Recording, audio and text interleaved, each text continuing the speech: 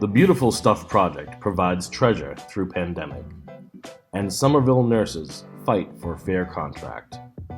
Welcome to our May 28th, 2021 edition of The Weekly Wire, an audio roundup of highlights from this week's articles in the Somerville Wire news service. I'm your host, John Loftus. Find the full text versions of those headlines and other Somerville Wire stories 24/7 at somervillewire.news. That's Somerville Wire, all one word, .news. Up first is a story about the Beautiful Stuff Project, an operation that was opened by Marina CVAC that allows people to reuse loose parts or scrap metal donated by companies to create new works of art.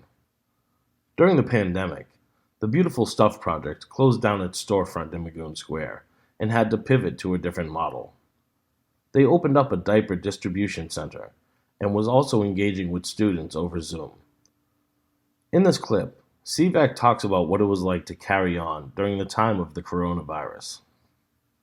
As a community nonprofit in the middle of Somerville, I wanted to be engaged in helping with basic need right from the start, because it was the sudden job loss and the devastation to a lot of families was huge. So we partnered immediately with the Somerville Family Learning Collaborative and turned our storefront into on a diaper distribution project, which actually the Somerville Journal wrote an article about. But our storefront actually became Diaper Central. It's been a really huge project that we have given out for over a year now, every week, over 5,000 diapers a week. And all of the storing and packaging was happening at our storefront.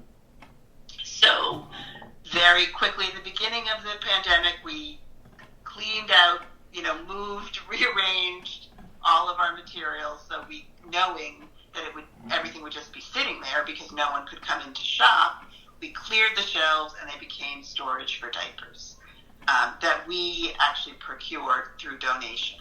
We also started very quickly using our materials to create what we call kind of basic supply packs for kids who are now at home and might not have basic materials to do remote learning.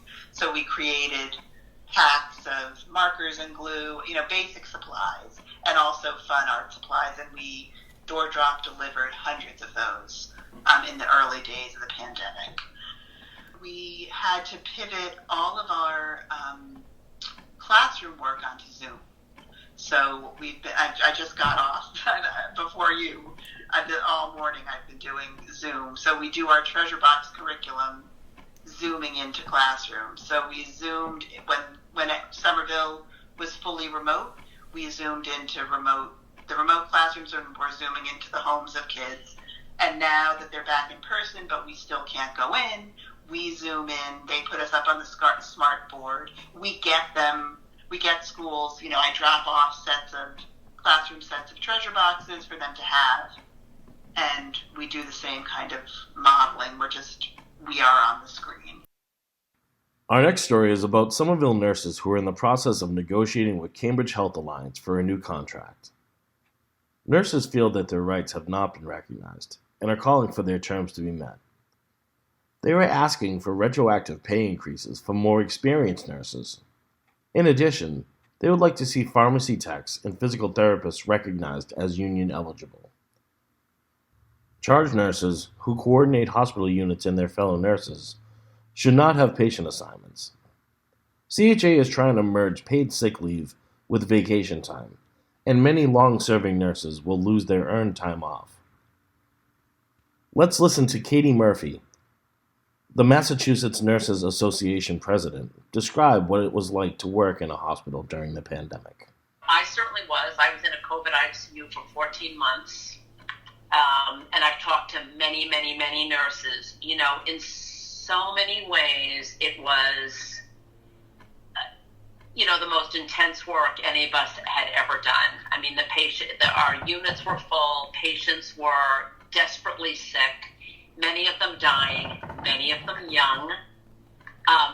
Definitely we saw our underserved, marginalized populations were hit hardest. So that was distressing.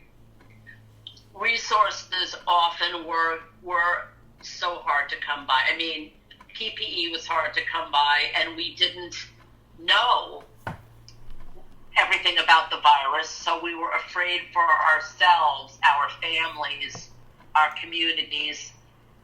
We worked extra shifts, we worked double shifts. We were often, in order to minimize the number of people in the room, which really was the right thing to do in a COVID room, often the nurse was maybe the only one who went in the room, and sometimes we were in there in really hot PPE, for 10 hours out of the day, and doing the work. The physicians didn't go in, the respiratory therapists didn't go in, the chaplains didn't go in, housekeepers didn't go in, so we were doing all of those jobs. The Somerville Wire and the Weekly Wire are a production of the Somerville News Garden Project at the Boston Institute for Nonprofit Journalism. Email us with tips, comments, corrections, and Somerville event and announcement listings at somervillewire@bingeonline.org. That's somervillewire@binjonline.org. Have a wonderful week, Somerville.